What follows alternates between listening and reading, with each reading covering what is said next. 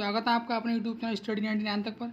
यदि आप चैनल को फर्स्ट टाइम विजिट कर रहे हैं तो चैनल को सब्सक्राइब करें, साथ ही बेल आइकन दबाएं। जैसा कि आप लोग जानकारी है ही कि हम लोग करा रहे थे बीए सेकेंड ईयर, जो बीए सेकेंड ईयर है, बीए सेकेंड ईयर उसका हम लोग शिक्षा शास्त्र करा रहे थे, यानी कि एजुकेशन में। एक पेपर फर्स्ट है हमारा और ये चैप्टर 6 है। इस चैप्टर का नाम है बुद्धि। क्या नाम है? बुद्धि। ये बहुत ही मोस्ट इम्पोर्टेंट क्वेश्चन है यहाँ पर, सही आप लोग देख लीजिएगा। तो क्वेश्चन नंबर 1 है हमारा, बुद्धि की परिभाषा दीजिए। बुद्धि कितने प्रकार की होती है? बुद्धि की विशेषताओं का भी वर्णन कीजिए। सही है।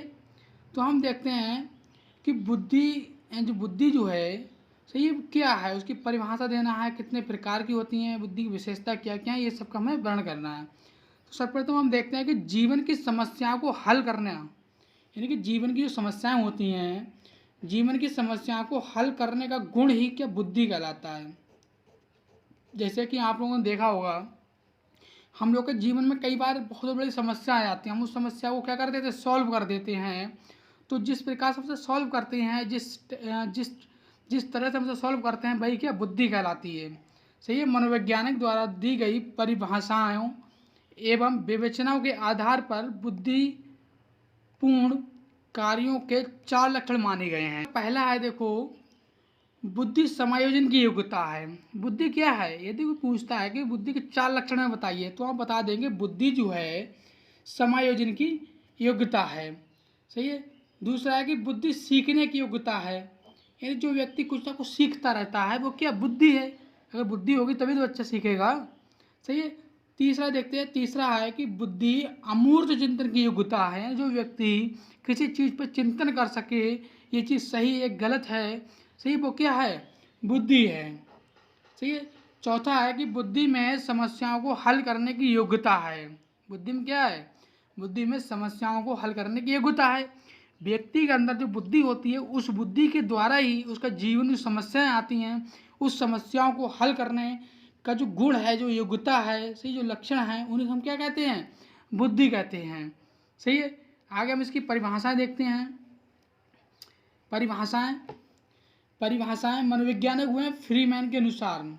फ्रीमैन कहते हैं कि बुद्धि समायोजन, सीखने, अमूर्त की योग्यता क्या है, बुद्धि है। यानी बुद्धि समायोजन, किसी कार्य में समा जाना, सही है, समायोजन, सीखना, लर्निंग, सही है, सीखना, अमूर्त यानी कि मतलब तर्क वितर्क करना, सही है, कि क्या ये बुद्धि, ये जो योग्यता होती है क्या है, ये बुद्धि है। सही है। जैसे यहाँ पर दिया हुआ देखो, अगर फ्रीमैन के अनुसार आता है तो आप क्या कर सकते, देखो इसके 4 लक्षण कौन से, समायोजन, सीखने और अमूर्त।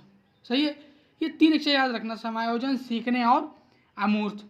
अब यहाँ पर फ्रीमैन की आप परिभाषा देखेंगे तो फ्रीमैन के अकॉर्डिंग क्या हो जाएगी, बुद्धि समायोजन, सीखने, अमूर्त की योग्यता क्या बुद्धि कहलाती है।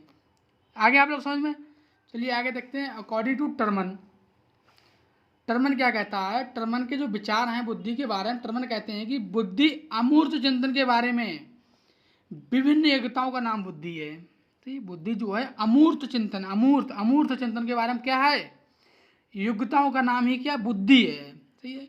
अब वुडवर्थ क्या कहते हैं, वुडवर्थ कहते हैं कि बुद्धि कार्य करने की योग्यता, कार्य करने की योग्यता वो क्या है, बुद्धि है। यानी जो व्यक्ति कार्य कर सकता है अपने बुद्धि के अकॉर्डिंग, सही है, वो क्या है, बुद्धि है। सही है। बुद्धि की विशेषताएं देखते हैं हम। तो बुद्धि की विशेषता है, बुद्धि जन्मजात होती है। बच्चा जब पैदा होता है, सही है, जब बच्चा शिशु होता है तो क्या होता है, उसमें बुद्धि जो होती है जन्मजात होती है। जब उसे भूख लगती है तो क्या करता है, वो रोता है, वो भी एक प्रकार की बुद्धि है। सही है। ज्ञान और बुद्धि में घनिष्ठ संबंध है। ज्ञान और बुद्धि में क्या घनिष्ठ संबंध होता है। बुद्धि सभी प्रकार की योग्यताओं का सार है। सभी प्रकार की योग्यता कौन सी, वही समायोजन की योग्यता, सीखने की योग्यता, अमूर्त चिंतन की योग्यता, सही, समस्याओं को हल करने की योग्यता, ये क्या है, ये सभी प्रकार की क्या योग्यताएं हैं, सही, उनका क्या सार है। सही है। बुद्धि सफलता प्राप्त करना है। जिस व्यक्ति के अंदर बुद्धि होती है वो व्यक्ति क्या कर रहा है, सफलता को जल्दी प्राप्त कर लेता है। सही है। बुद्धि परिवर्तनशील और विकासशील होती है।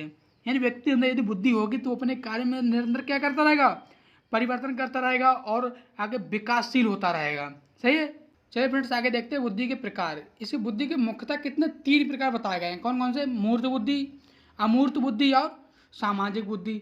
अब हम बात करते हैं मूर्त बुद्धि क्या होती है। जो मूर्त बुद्धि होती है इसको हम कभी कभी यांत्रिक बुद्धि भी कहते हैं। क्या कहते हैं? यांत्रिक बुद्धि भी कहते हैं।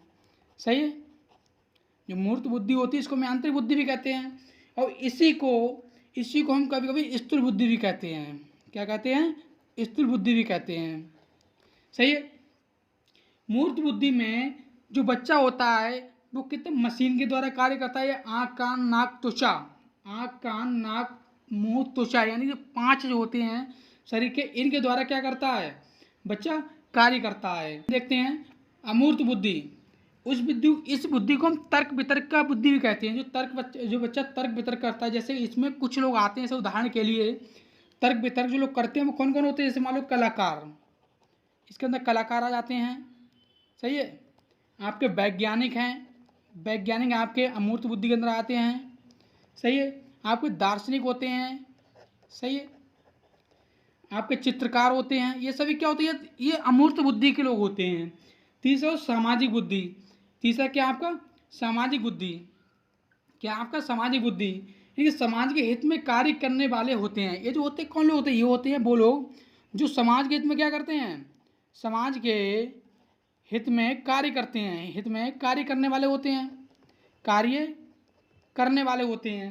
ठीक। इनमें कौन कौन? जैसे सामाजिक कार्यकर्ता आ जाते हैं, डॉक्टर आ जाते हैं, राजनेता आ जाते हैं। ये क्या? ये सामाजिक बुद्धि वाले व्यक्ति होते हैं। हम लोग आगे देखते हैं बुद्धि के सिद्धांत। बुद्धि के सिद्धांत और उनके प्रतिपादक। काफ़ी सिद्धांत है, लेकिन हमने यहाँ पर कुछ मोस्ट इम्पोर्टेंट सिद्धांत है वही हम लोग ने यहाँ पर दे रखे हैं।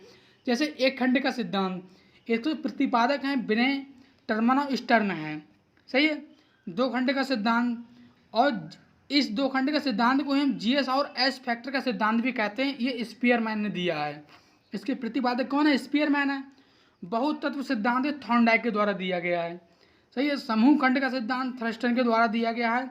मात्र सिद्धांत का सिद्धांत किसके द्वारा दिया गया है? थॉर्नडाइक के द्वारा दिया गया है। चलिए हम लोग आगे देखते हैं बुद्धि एवं ज्ञान में अंतर। बुद्धि ज्ञान में क्या अंतर होता है? ये बहुत ही मोस्ट इम्पोर्टेंट है। ठीक है। बुद्धि बच्चे में जन्मजात होती है, जबकि ज्ञान वातावरण में रहकर हम क्या प्राप्त कर सकते हैं, अर्जित कर सकते हैं।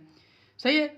आगे आप लोग समझ में। दूसरा है ज्ञान को बढ़ाया जा सकता है, जबकि बुद्धि स्थिर रहती है। ज्ञान जो होता है व्यक्ति स्कूल में, सही है, या अपने मतलब कोई मित्र होता है, वातावरण में रहकर ज्ञान को बढ़ाया जा सकता है, लेकिन बुद्धि जो व्यक्ति के अंदर होती है वो क्या रहती है? स्थिर रहती है। सही है। नंबर 3 देखते हैं बुद्धि लक्ष्य है, जबकि ज्ञान उस लक्ष्य को प्राप्त करने का साधन है। यानी बुद्धि व्यक्ति अंदर क्या है? बुद्धि लक्ष्य है कि मुझे ये कार्य करना है। जैसे मान लो उसने सोचा कि मुझे डीएम बनना है। बुद्धि क्या है? उसका लक्ष्य क्या है? डीएम बनना। ये उसकी बुद्धि हो गई। लेकिन डीएम बनने में जो प्रयास करता है, सही, उस लक्ष्य को प्राप्त करता है, वो क्या है? वो हमारा ज्ञान है। चलिए फ्रेंड, यदि आपको वीडियो पसंद आई हो तो वीडियो को लाइक करें, कमेंट करें, शेयर करें। जय हिंद दोस्तों, वंदे मातरम।